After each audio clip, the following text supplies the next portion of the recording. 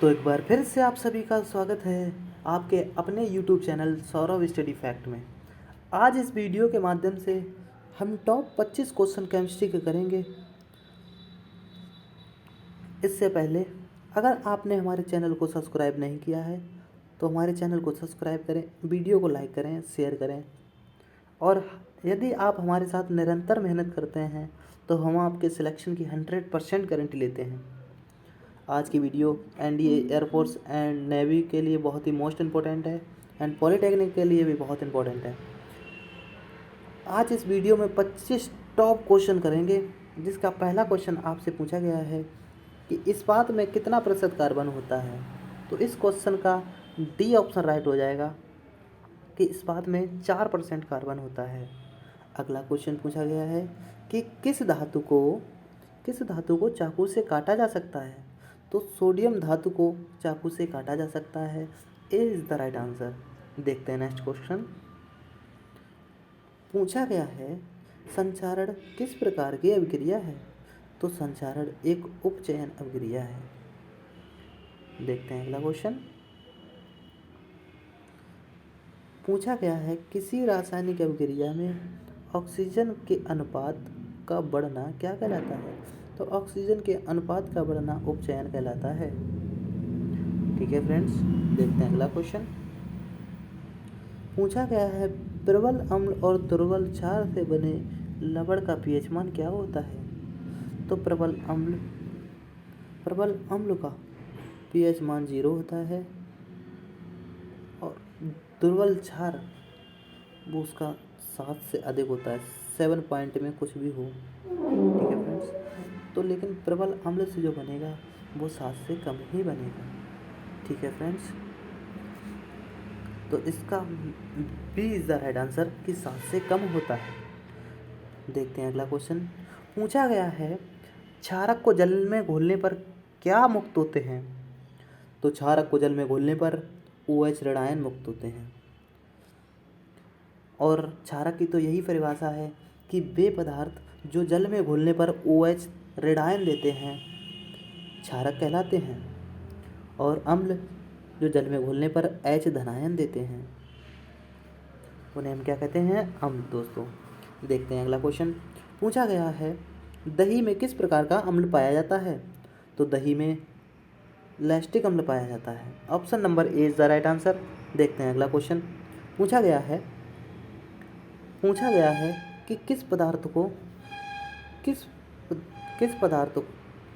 वे पदार्थ जिनके स्वाद खट्टे होते हैं और जिन्हें नीले लिटमस पेपर में घोलने पर लाल कहा जाता है। तो इस प्रकार के पदार्थ को हम अम्ल कहते हैं, जो कि स्वाद में खट्टे और इनका पीएच मान 7 से कम और जो नीले लिटमस पेपर को लाल कर देते हैं। देखते हैं अगला क्वेश्चन। पूछा गया है जल में घुलनशील भस्म क्या कहलाते हैं। जल में घुलनशील भस्म क्षार कहलाते हैं। देखते हैं अगला क्वेश्चन। पूछा गया है कि निम्न में से कौन सा प्रबल अम्लीय है। तो जिसका भी मान 7 से कम होगा वो होगा अम्लीय। लेकिन देखो अम्लीय तो इसमें pH 0 भी है, pH 3 भी है, तो जिसका मान सबसे कम होगा वही सबसे ज़्यादा प्रबलीय होगा। तो option number C is the right answer. pH 0 सबसे ज़्यादा प्रबलीय होगा। प्रबलीय नहीं, अम्लीय होता, प्रबल अम्लीय होगा। अगला क्वेश्चन दिया गया है। पूछा गया है कि शुष्क बुझा हुआ चूने पर क्लोरीन गैस की क्रिया कराने से कौन सा पदार्थ बनता है। क्या कहा गया है, शुष्क बुझा हुआ चूना। पहले तो फ्रेंड्स हमें इसका फार्मूला पता होना चाहिए। तो इसका फार्मूला होता है कैल्शियम हाइड्रोक्साइड CaOH का होल ट्वाइस। इसकी हम रिएक्शन कराएंगे क्लोरीन गैस से, तो हमें प्राप्त होगा CaOCl2 और प्लस H2O। तो हमें क्या क्या प्राप्त हुआ, एक तो जल प्राप्त हुआ और एक हमें प्राप्त हुआ कैल्शियम ऑक्सीक्लोराइड। तो कैल्शियम ऑक्सीक्लोराइड, यहाँ पे थोड़ा गलत लिखा हुआ है, यहाँ पे हो जाएगा ऑक्सीक्लोराइड, यहाँ पे ऑक्सीक्लोराइड और लिखा जाएगा ऑक्सीक्लोराइड। ठीक है, option number A is the right answer. Calcium oxychloride एकदम इसका सही आंसर हो जाएगा। देखते हैं अगला क्वेश्चन। पूछा गया है प्राकृतिक गैस का दहन करने से किस प्रकार की अभिक्रिया है। प्राकृतिक गैस का दहन किस प्रकार की रासायनिक अभिक्रिया है। तो यह ऊष्माक्षेपीय अभिक्रिया होती है जो बहुत सारी ऊष्मा को त्यागती है। पूछा गया है सोडियम हाइड्रोक्साइड का पीएच मान क्या होता है। तो सोडियम हाइड्रोक्साइड सबसे ज़्यादा प्रबल होता है, इसलिए सोडियम हाइड्रोक्साइड का पीएच मान 14 होता है। सबसे ज़्यादा प्रबल होता है, ये प्रबल क्षारीय होता है। तो जो क्षारीय होते हैं उनके पीएच मान 7 से ज़्यादा होता है, 7 से ज़्यादा होता है। और जब 7 से ज़्यादा होगा, और ये सबसे ज़्यादा प्रबलीय है, ये प्रबल क्षारीय है, ये प्रबल क्षारीय है, तो इसका पीएच मान 14 हो जाएगा। देखते हैं अगला क्वेश्चन। पूछा गया है कि किसी उदासीन विलयन का पीएच मान है।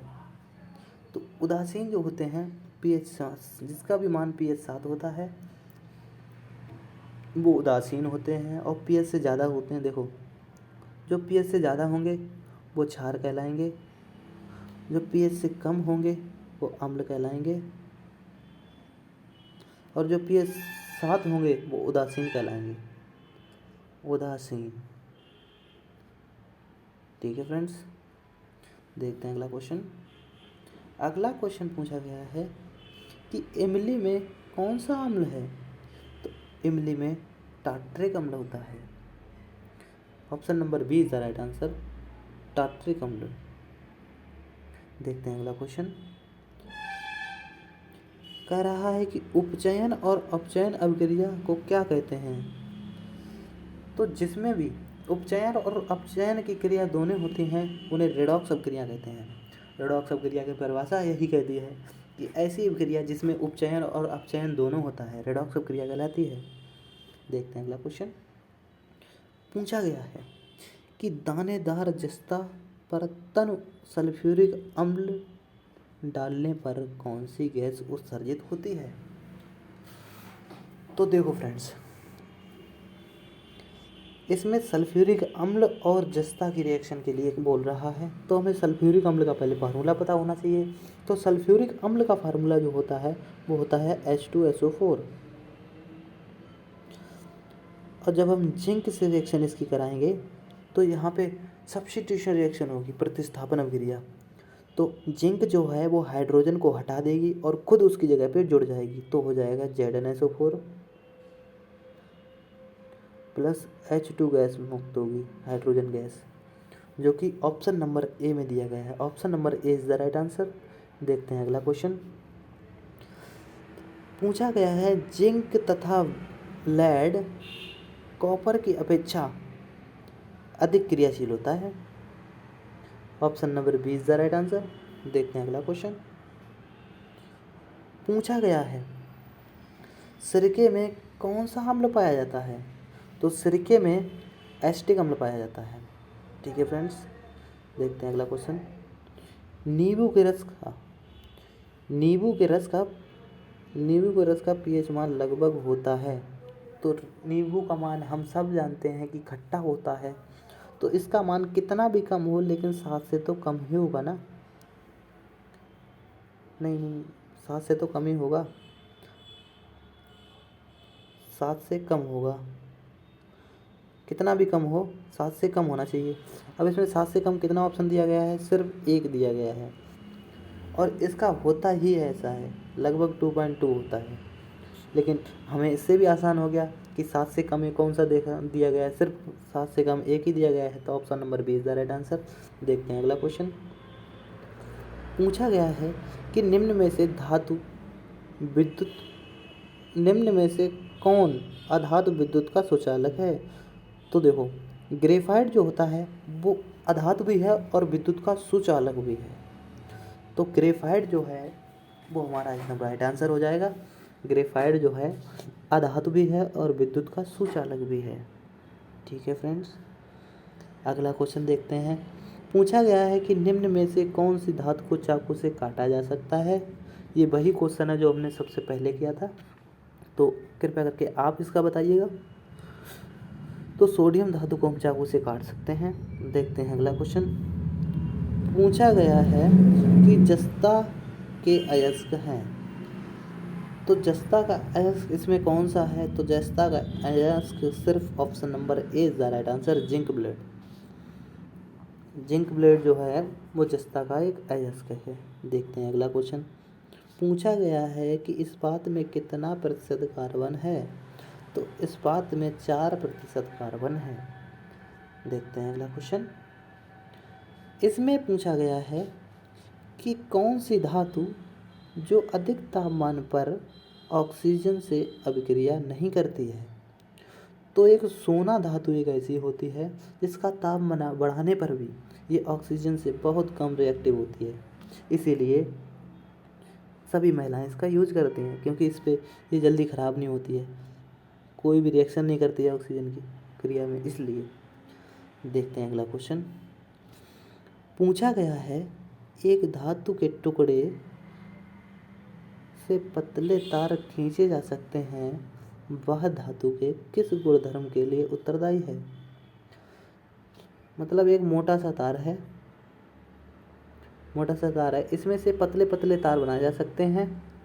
यह गुणधर्म किसके लिए उत्तरदायी है। तो यह तन्यता के गुण का, क्योंकि धातु जो होते हैं वो तन्यता का गुण रखते हैं, इसलिए उसमें से पतले पतले तार खींचे जा सकते हैं। देखते हैं अगला क्वेश्चन। पूछा गया है कि इनमें से कौन सी अधातु चमकीली है। ऐसा कौन सा धातु है जो चमकीला है। तो option number D is the right answer. Bromine जो होता है वो एक चमकीला होता है अधातु। ब्रोमीन जो है एक ऐसा अधातु है जो कि चमकीला होता है। ठीक है फ्रेंड्स, आई होप आपको ये वीडियो अच्छा लगा होगा। अगर आपको ये वीडियो अच्छा लगा तो इस वीडियो को लाइक करें, कमेंट करें एंड शेयर, सब्सक्राइब करें। मिलते हैं नेक्स्ट वीडियो में। जय हिंद, जय भारत।